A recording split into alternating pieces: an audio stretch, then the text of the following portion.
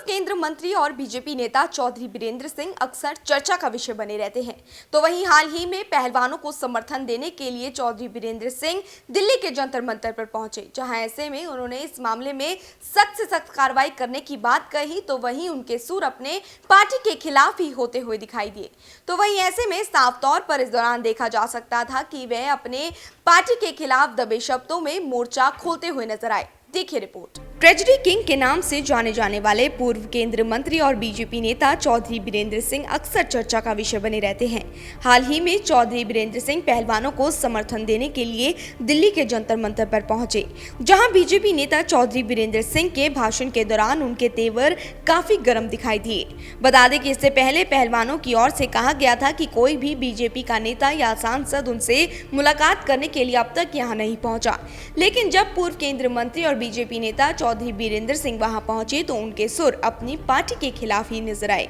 उनकी ओर से पहलवानों का समर्थन किया गया और इस मामले में सख्त कार्रवाई करने की बात कही गई, जिसके बाद वह अपनी पार्टी के बारे में बोले। हालांकि ज्यादा दबे शब्दों में अपनी पार्टी के खिलाफ ही वह मोर्चा खोलते हुए नजर आए। भले ही वह ये कह चुके हैं कि वह राजनीति से संन्यास ले रहे हैं, लेकिन जिस तरह के उनके सुर पार्टी के खिलाफ ही नजर आ रहे हैं, इससे कहीं ना कहीं अंदाजा लगाया जा सकता है और ऐसा प्रतीत हो रहा है कि वे किसी और पार्टी में कई तरह की संभावनाएं तलाशने में जुटे हैं। खैर, ये तो आने वाला समय ही बताएगा कि वे राजनीतिक अखाड़े में कब और किस और रुख करते हैं। Bureau report, daily post Haryana.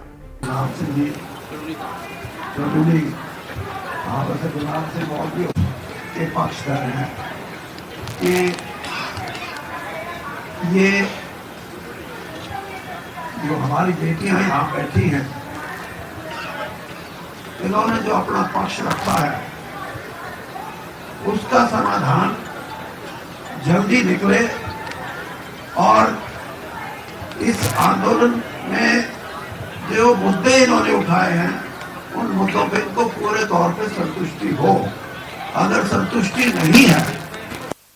उसके कई कारण हैं और सबसे बड़ा कारण ये है कि कोई ये गलत फहमी लेके ना चले कि इस आंदोलन की प्रकाष्ठा वो नहीं होगी जो किसान आंदोलन की हुई थी। मैं इस बात का पक्षधर हूँ और मैंने ये बात समझी है कि ये युवाओं की लड़ाई, युवा पीढ़ी और खासतौर पे जो हमारे युवा बहनें हैं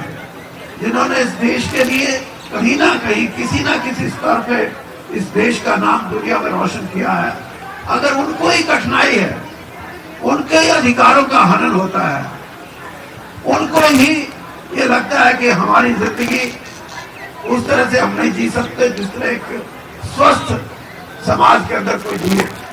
तो इससे बड़ा दोष क्या हो सकता है। तो या तो समस्या का समाधान जल्दी हो, दृष्टि के अनुसार हो, वरना ये आंदोलन इतना बड़ा आंदोलन होगा कि इसमें देश का सभी वर्ग, खासतौर पे युवा पीढ़ी और उसमें भी महिलाओं का योगदान वो बहुत बड़े स्तर पे होगा। और मैं ये समझता हूँ, इन्होंने जैसे कहा कि हम अब यहाँ बैठ के नहीं बल्कि हम शहर शहर गांव-गांव जाएंगे और लोगों को प्रेरित करेंगे कि ये आजादी की लड़ाई एक पॉलिटिकल आजादी की लड़ाई, एक आर्थिक आजादी की लड़ाई और ये महिलाओं की आजादी की लड़ाई है जिसके लिए ये लड़ रही है और सारा समाज जो इनके साथ होगा। और जहां तक मेरी बात है, मैंने भी अपने स्तर पे संगठन के कुछ अधिकारी जो हमारे हैं उनसे कुछ बातें की हैं और मैं ये समझता हूं कि मैंने उनको भी कहा है कि समय बहुत बड़ा बलवान है, समस्या का जितना जल्दी आप हल करेंगे उतना ही लोगों में एक संतुष्टि आएगी, वरना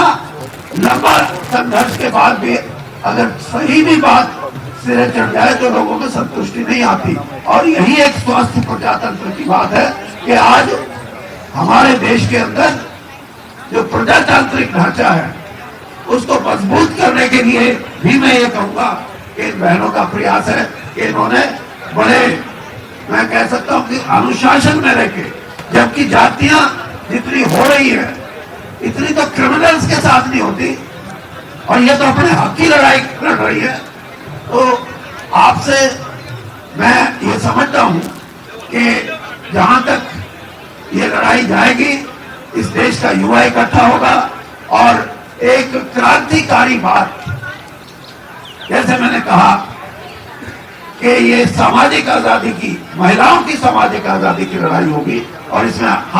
मैं और मेरे सभी साथी इनके साथ हैं और पूरे तौर पे साथ रहेंगे।